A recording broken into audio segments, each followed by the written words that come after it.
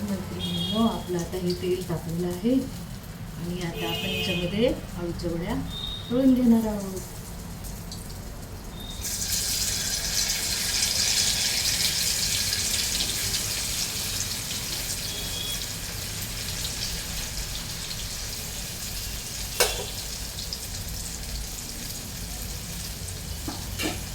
आणि हे राजमाचे धपाटे करून घेणार आहोत.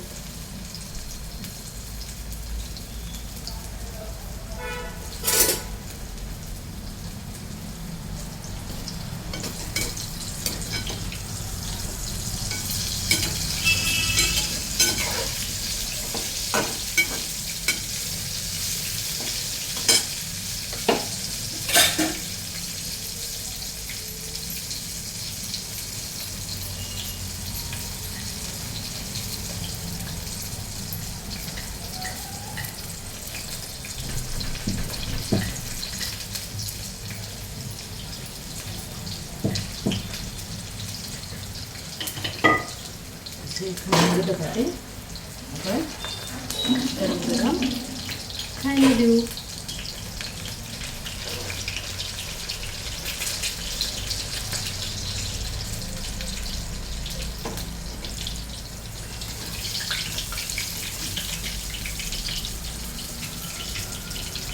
या आळूच्या वड्या आपल्याला शालू फ्राय पण करता येतात, जर ज्यांना ते चालत नसेल त्यांना.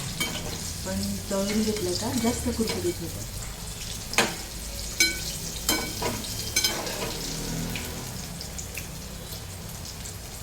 आणि मुलांना या खूप आवडतात.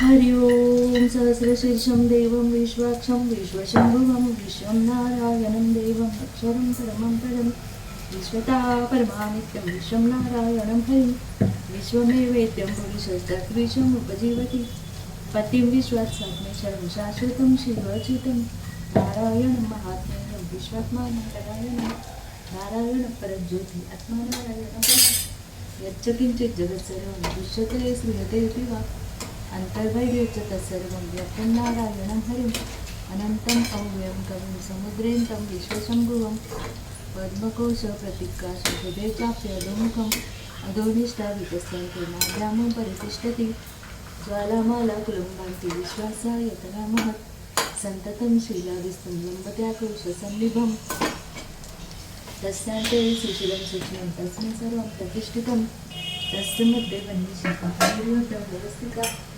विविधतो यदवस्ता विलेख्यभास्वरा निवार शुकवतनी पीठाभास्वतनुपमा तस्य शिखायामध्ये परमात्मा व्यवस्थिता सब्रह्म सशिव सवि चंद्रं सोक्षरं परमं चिरात्.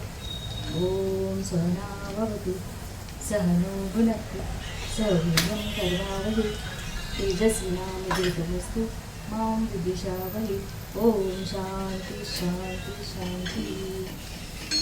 कृष्णाय वासुदेवाय हरे परमात्मने प्रणतक्लेशनाशाय गोविन्दाय नमो नमः. करचरणकृतं वा कायजं कर्मजं वा श्रवणनयनजं वा मानसं वा परादं हितम् अवितं वा सर्वमेतं क्षमस्व. जय जय करुणाब्धे श्री महादेव शंभो. अशा आपल्या ह्या खमंग अळूच्या वड्या तयार झाल्या आहेत आणि आपला हा धपाटा पण खरपूस होतोय.